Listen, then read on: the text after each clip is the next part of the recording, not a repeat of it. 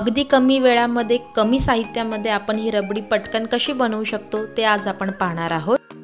कसे आहात मित्रमैत्रिणींनो, स्वागत आहे आपल्या YouTube चॅनलवरती।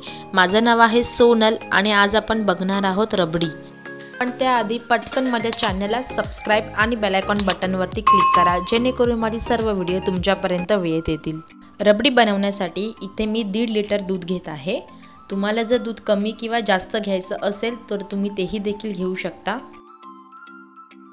हे दूध आपण गरम करून घेऊया। दुधावरती जर का साय किंवा मलाई तयार होत असेल तर तुम्ही एका मोठ्या चमच्याच्या मदतीने ते साइडला करून ते त्या दुधामध्येच एकत्रित करून घ्या। आपण ही रेसिपी फार कमी वेळामध्ये आणि कमी साहित्यामध्ये तयार करत आहोत, तर ही खूपच छान लागेल। तुम्हाला ही रेसिपी नक्की आवडेल। दूध पटकन गरम होण्यासाठी गॅसचा फ्लेम मी फास्ट केला आहे। आपल्याला सतत हे दूध ढवळून घ्यायचं आहे आणि दुधामध्ये जी साय किंवा मलाई तयार होईल ती पुन्हा या दुधामध्ये आपण एकत्रित करून घ्यायची आहे।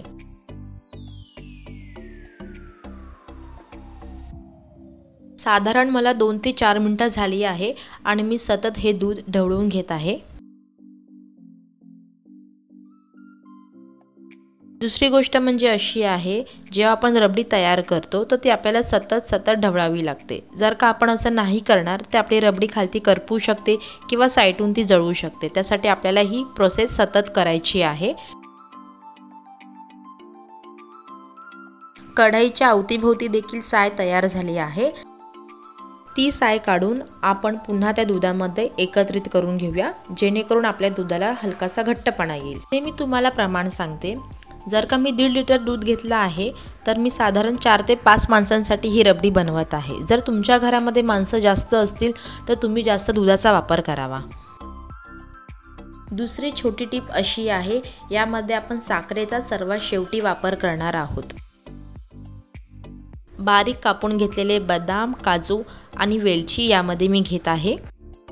बऱ्याच वेळा असं होतं, जेव्हा तुम्ही दूध उकळवणार आणि त्याच्यामध्ये जर तुम्ही साखर घातली की तुमची रबडी ही खूप गोड लागते आणि काही लोकांना गोड आवडत नाही किंवा जास्त गोड आवडत नाही। म्हणून मी सांगते की साखर आपल्याला जेव्हा आपण घेणार आहोत ते आपण शेवटी घेणार आहोत। सध्या आपण ह्याच्यामध्ये साखर घ्यायची नाहीये, कारण की दूध आटल्यानंतर ते देखील गोड लागतं। आपण जी रबडी तयार करत आहोत ती फक्त आपण दुधापासून बनवत आहोत। काही जण यामध्ये दुधाची पावडर देखील वापरतात, पण आपण दुधाची पावडर न वापरता फक्त दुधापासून ही रबडी बनवत आहोत। त्यासाठी दुधाचा आपल्याला जास्त वापर होणार आहे। साखर मी इथे 1 वाटी घेतली आहे। जर का तुम्हाला साखर जास्त आवडत असेल तर तुम्ही जास्त देखील घालू शकता। मला साखर फार किंवा मला गोड पदार्थ जास्त आवडत नाही, म्हणून मी साखरेचं प्रमाण हे थोडंसं कमी ठेवलं आहे।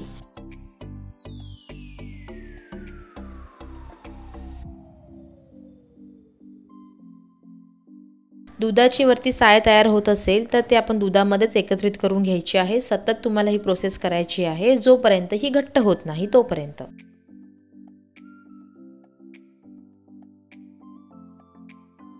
थोड्या वेळानंतर तुम्ही बघू शकतात की आपलं दूध हे हलकसं घट्ट झालं आहे, पण मला हे अजून थोडं घट्ट करायचे। थोडा वेळ मी अजून हे गॅसवरती ठेवणार आहे। आपल्याला ही कृती सतत करायची आहे। हळूहळू दूध घट्ट होत आहे।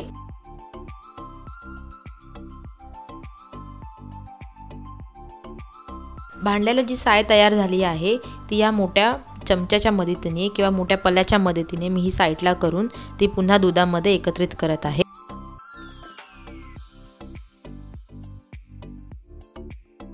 मी यामध्ये थोडंसं जायफळ घेतलं आहे, ते किसून मी यामध्ये घालणार आहे।